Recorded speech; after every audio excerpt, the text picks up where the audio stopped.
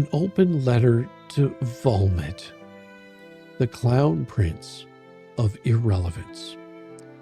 Dear Volmit, once again, like a moth to the flame of your own irrelevance, you've swooped in to throw another tantrum. This time in the form of a smug little email stuffed with passive-aggressive fake righteousness and, of course, your signature cry for attention. Check my Substack. Because naturally, no matter what the issue is, no matter how trivial or how serious, your actual goal is always the same: to hump the angles of people doing real work like a dirty little chihuahua, hoping that maybe, just maybe, the fallout will sprinkle all over your face or some clicks your way. But let's get to the meat of your latest meltdown, because, oh boy, this one is a beauty. It's honestly tragic how predictable you have become. Like clockwork, we all know exactly where this is going before you even hit send.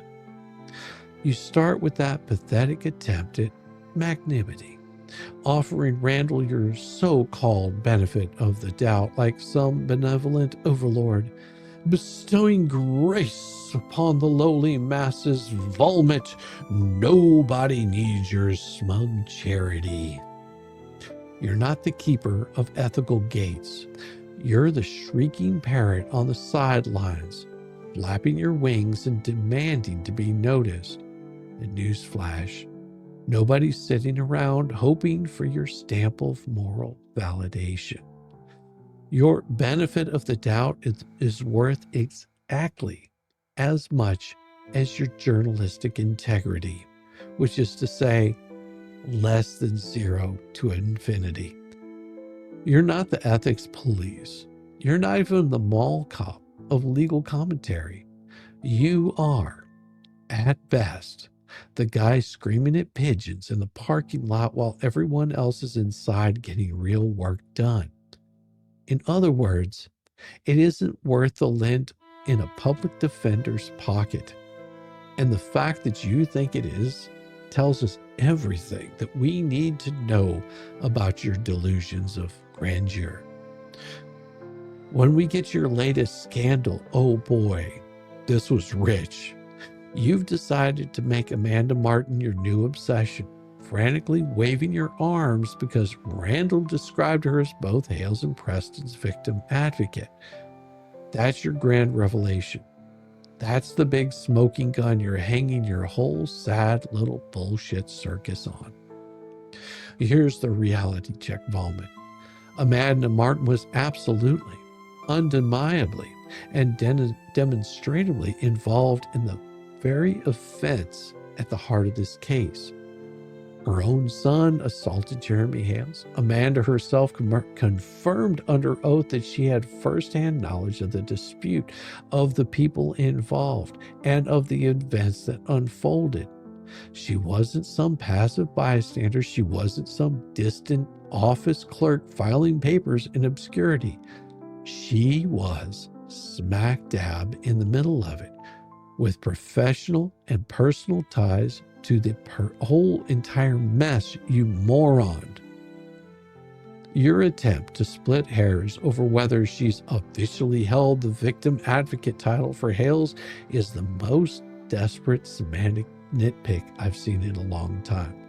The law and anyone with a functioning brain doesn't care about your little word games. What matters is whether the witness had relevant knowledge, and Amanda Martin's own deposition slammed the door on that question. She did. Full stop. Your tantrum is a masterclass in irrelevance. And of course, because you are nothing if not predictable, you couldn't resist dragging out your favorite broken record. Oh, the little bar complaint thread. Well, how quaint. How utterly freaking boring. You wield alpha bar complaint the way a toddler waves a stick convinced it's Excalibur. Here's a free bit of wisdom for you. Not that I think you'll ever take it or care to. Arguing over whether a witness's title was phrased perfectly when that witness admitted to being directly involved in the case is not an ethics violation, moron.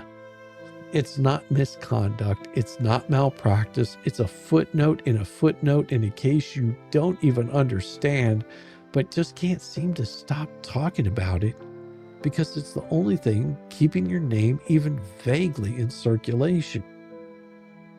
But let's get real for a second, Volmit. We all know the truth. This has never been about ethics because you don't have them.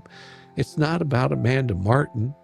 It's not about bar complaints or legal accuracy. It's about you, your ego, your need to latch onto this case like a leech, because without it, you'd be sitting alone with your half-empty cup of coffee in your mommy's basement, jerking off to dirty magazines, wondering why nobody's reading your sad little blog. Every single move you make is calculated to keep your name in the mix, no matter how embarrassingly small the stakes are. So let's cut to the chase. The reason you're losing your mind over Amanda Martin is simple. Her deposition didn't fit the neat little fairy tale you've been selling on your sad excuse for a blog. You've spent months trying to paint this case as Big Bad Hales versus helpless innocents. And then along comes Amanda under oath confirming that the story is more complicated than your clickbait headlines. How is your little brain going to ever handle that? You can't stand that the deposition undercut your fantasy world. So what do? You latch into a trivial wording issue and start screaming about ethics violation like a kid trying to get the referee's attention after missing the goal. You're not mad because you care about the truth. You're mad because reality slapped you in the face like a big 12-inch lip pecker and you can't handle it. Every hissy fit you throw, every fake outrage email you blast out to the world always ends the same way. Please, for the love of God, click my link. You're not a watchdog. You're not a crusader for truth. You are at best a bored little man screaming into the void, hoping someone will throw you a bone of relevance. So here's my advice. Take your bar complaint, roll it up with your Substack, and file it in the nearest trash can. Volmit, you have made it abundantly clear that your only real talent is taking minor quibbles and inflating them to pretend scandals, all the while screaming ethics like it's a magic word that makes you sound legitimate. But here's the thing. You don't matter. Your tantrums don't matter. Your endless parade of bar complaint threats, they're a running joke at this point. So do us all a favor. Go back to your little Substack, count your 3 readers, and please, for the love that is holy, stop pretending you're part of the solution when everyone knows you're the loudest part of this problem. Sincerely, Shizzywhiznut, master of the short bus, driver of fools, riding the short bus to hell, wearing Velcro shoes and a smile, and always your daddy. It is about time. Let's break this mother down. With Shizzywhiznut.